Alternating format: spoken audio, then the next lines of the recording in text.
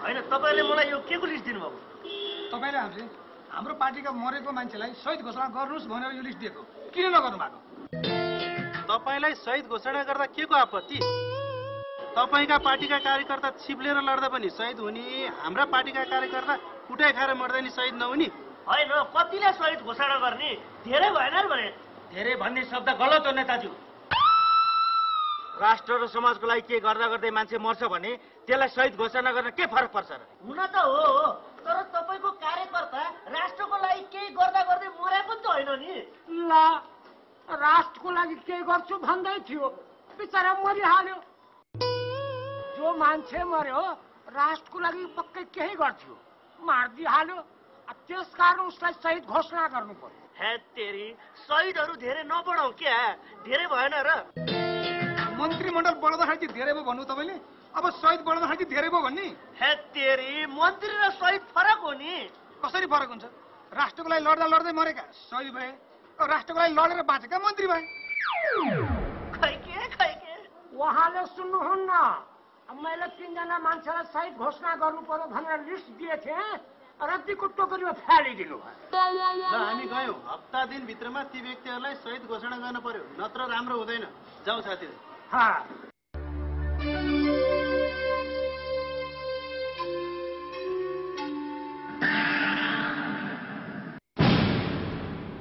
शहीद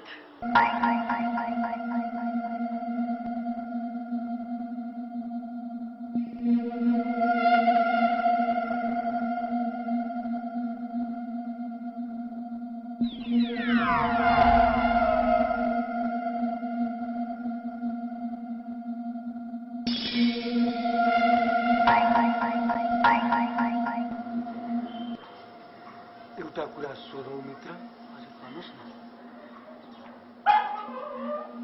यो नेता कहाँ बस्नुहुन्छ? मलाई देखाउन सक्नुहुन्छ?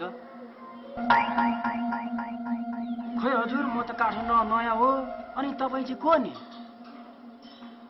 म शहीद।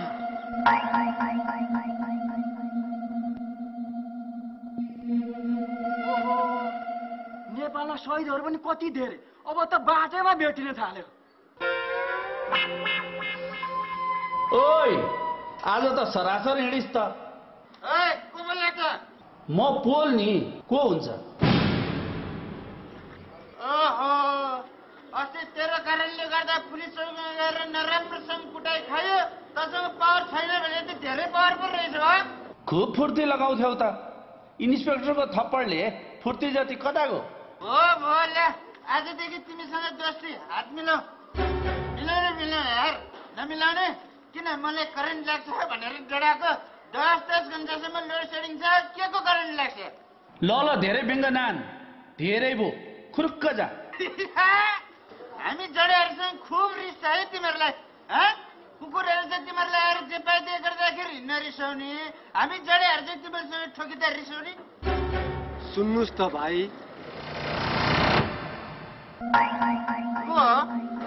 म शहीद हुँ। शहीद हुँ भन्छ, बोलिरहेछ बा, नजिस्किन भन न, को तिमी? मैले भने त भाइ, म शहीद हुँ। होइन, के भएको यस्तो? किन यस्तो मेरो खबर? बोल्ने पनि मैसँग बोल्नु पर्ने, हुँदा शहीद पनि मैसँग बोल्नु पर्ने। यसरी धेरै मदिरा पिउनु राम्रो होइन भाइ। होइन, शहीद हो कि शिक्षक तिमी? काम भन न, काम के हो? मलाई यो नेता बस्ने ठाउँ पत्ता लगाइदिनुहोस् त भाइ। जाँड लाएर आफै बसा घर त पत्ता लगाउन गाह्रो भइरहेछ, नेता घर कसरी पत्ता लगाउने? कसले बताइदिन्छ त भाइ? त एउटा उपमुद्रकको घर छ, त्यसले पत्ता लगाइदिन सक्छ। ल हेर, यो शहीदले गर्दा आफूले खाएको जाँड सुध शहीद भयो। ल दाइ, आजको अखबार पढ्न थालेँ मैले। संविधान सभाको म्याद थप गर्ने बारे सर्वोच्चले गरेको निर्णयप्रति दलहरू रुष्ट। एक समयमा जोडतोडका साथ सुरु भएको शान्ति प्रक्रिया चाँडोसँगै सेलायो। मुस्ताङ गाडीको ब्रान्ड एम्बेसडरको लोकप्रियता घट्दो, आफ्नै साथीबाट पनि असहयोग। शहीदहरूको आत्मा अशान्त। तथाभावी शहीद घोषणाले शहीदहरू बीच नै अन्योल। को हो शहीद?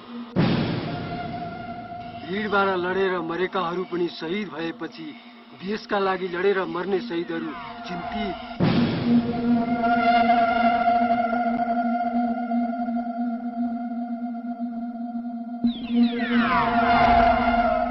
टोलबालेका थप्पैले कोही ताकी हात्ती मार्ने